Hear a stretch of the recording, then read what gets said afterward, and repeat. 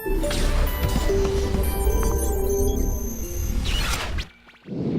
Friends, வணக்கம். Welcome to our knowledge kit channel.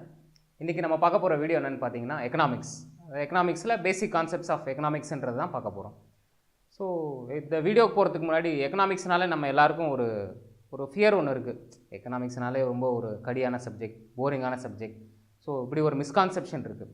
But நம்ம தெரிஞ்சிக்க வேண்டிய முக்கியமான விஷயம் என்னென்னா, எக்கனாமிக்ஸ் வந்து ரொம்ப இன்ட்ரெஸ்டிங்ன்றதை விட ரொம்ப முக்கியமான விஷயம். அதாவது ஒரு டிஎன்பிஎஸ்சி, யூபிஎஸ்சி, ஆர்ஆர்பி எந்த ஒரு ஆஸ்பிரண்ட்டுன்றதை தாண்டி ஒரு பேசிக் சிட்டிசன் ஆஃப் இந்தியான்றப்போ நீங்கள் வந்து இந்த எக்கனாமிக் கான்செப்ட்ஸை தெரிஞ்சுக்கிறது ரொம்ப முக்கியம்.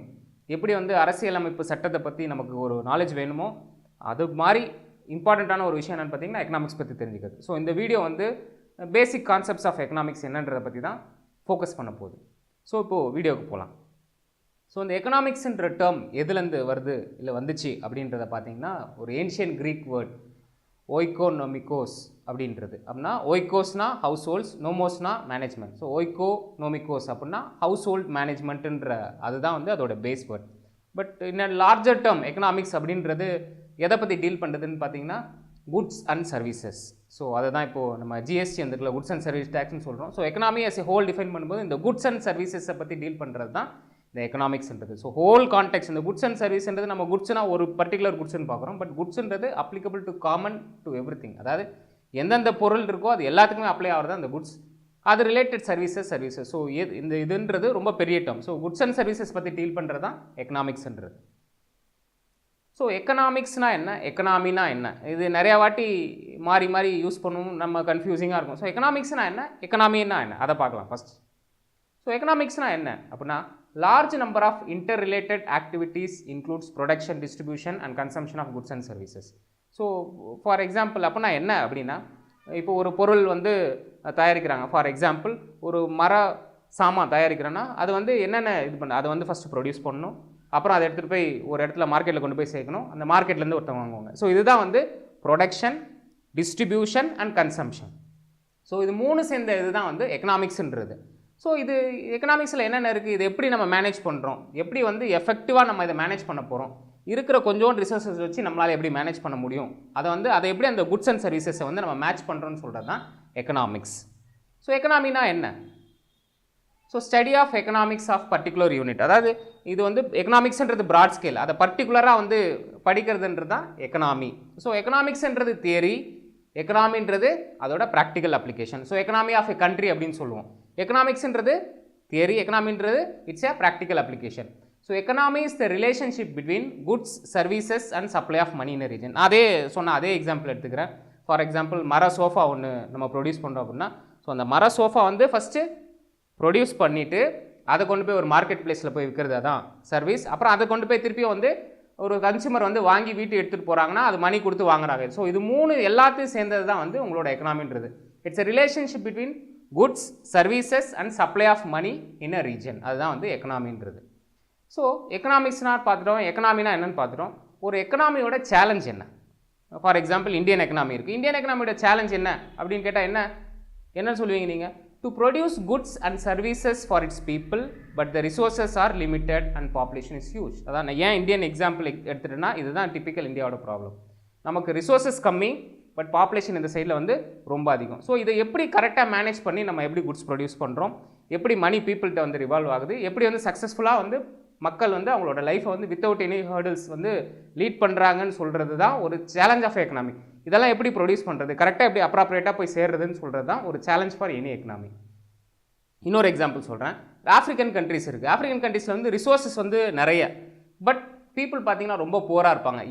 ஏன்னா வந்து அவங்களுக்கு அந்த ரிசோர்ஸஸை வந்து ஆப்டிமலாக யூஸ் பண்ண முடியல, அவங்களால வந்து அது கரெக்டான ப்ரொடக்ஷன் லெவல் அச்சீவ் பண்ண முடியல, அதனால் வந்து they are remaining poor. So இதுதான் வந்து ஒரு எக்கனாமியோட பெரிய சேலஞ்ச். ஒரு இடத்துல ரிசோர்ஸ் நிறையா இருக்கும், இன்னொரு இடத்துல பீப்புள் நிறையா இருப்பாங்க, பட் எல்லாம் சேர்ந்து ஒரு கண்ட்ரிக்கு இருக்காது. அப்படி இல்லாமல் எப்படி யூஸ் பண்ணி பெட்டராக வந்து சொல்கிறது தான் it's a challenge for any economy. So இப்போது குட்ஸ் அண்ட் சர்வீசஸ்னால் என்னென்னு பார்க்கலாம். குட்ஸ் அண்ட் சர்வீசஸ் இது சேர்ந்தது தான் எக்கனாமிக்ஸ் நம்ம பார்த்தோம். ஸோ ஃபஸ்ட்டு குட்ஸ்னால் என்ன, குட்ஸ்னால் என்னென்னு பார்க்கறதுக்கு முன்னாடி there are 3 type of goods. அதாவது குட்ஸை 3 வகையாக நம்ம பிரிக்கலாம். Capital goods, consumer goods and intermediate goods. So குட்ஸ்னால் எந்த ஒரு பொருளையும் வந்து நம்ம குட்ஸ்ன்ற ஒரு ஜென்ரல் கிளாஸிஃபிகேஷனில் சொல்லலாம். ஸோ கேபிட்டல் குட்ஸ்னால் என்ன?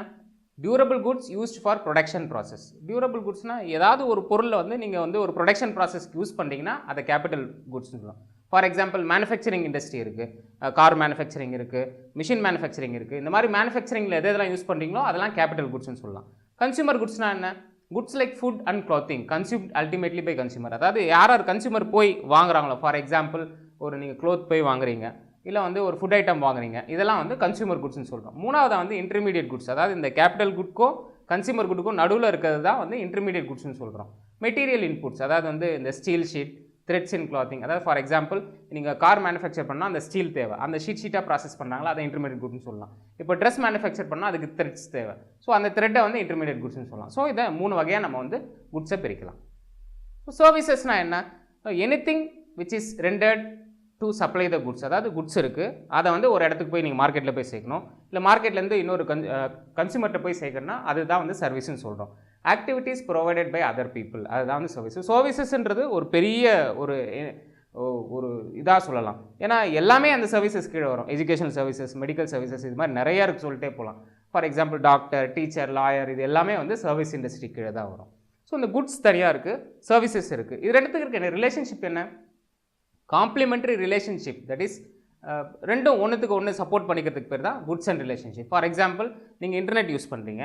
ஸோ இந்த இன்டர்நெட் யூஸ் பண்ணுறப்போ இந்த இன்டர்நெட் எதெல்லாம் நம்பி இருக்குது அப்படின்னு பார்த்தீங்கன்னா மோடம், கேபிள், அந்த கேபிள் சர்வீஸ் ப்ரொவைட் பண்ணுறவர், ஸோ இது மாதிரி எல்லாம் டிபெண்ட் பண்ணியிருக்குது. இதுதான் வந்து அந்த குட்ஸ்ன்றது ஹியர் வந்து இன்டர்நெட்டு சொல்லுது. சர்வீஸ்னு இதுக்கு நடுவில் இருக்க மற்ற சர்வீஸ் ப்ரொவைடர்லாம் இருக்காங்க. ஸோ இது ரெண்டு சேர்ந்து தான் குட்ஸ் அண்ட் சர்வீஸ். ஸோ ஒரு எக்கனாமி பொறுத்த வரைக்கும் இந்த குட்ஸ் அண்ட் சர்வீஸ்ன்றது பிரிக்க முடியாத ஒரு விஷயம். ரெண்டு சேர்ந்தது தான் it's your economy. So now another concept, trade and market. So இப்போ குட்ஸ் அண்ட் சர்வீசஸ் பார்த்துட்டோம். ட்ரேட் அண்ட் மார்க்கெட்னா என்ன? Transfer of one ship of goods and services from one person to another in exchange of money or goods and services. அதுதான் வந்து trade and மார்க்கெட்னு சொல்கிறோம்.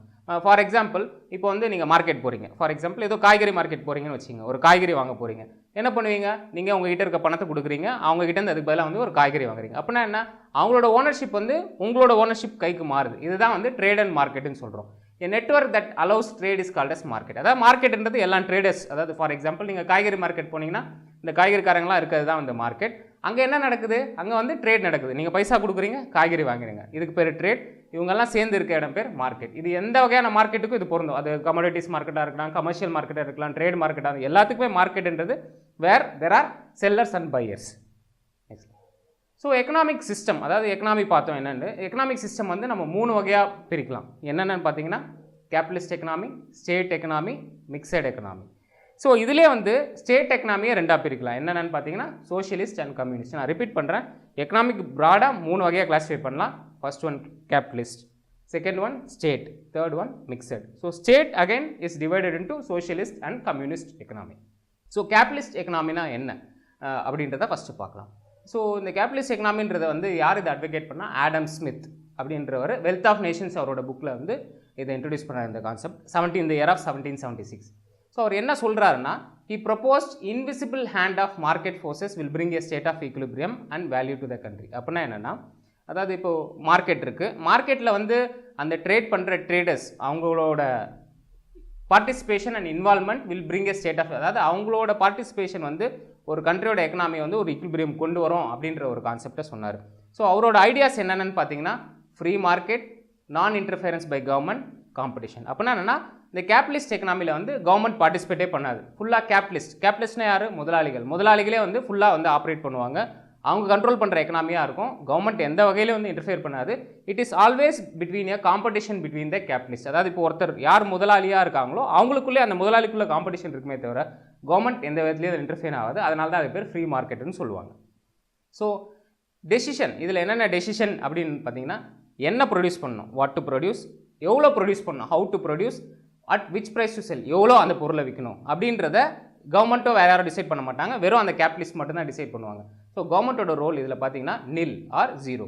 So capital system எங்கே first introduce R implement பண்ணாங்கன்னு பார்த்தீங்கன்னா USA, அதுக்கப்புறமா யூரோப்போ அது spread ஆச்சு.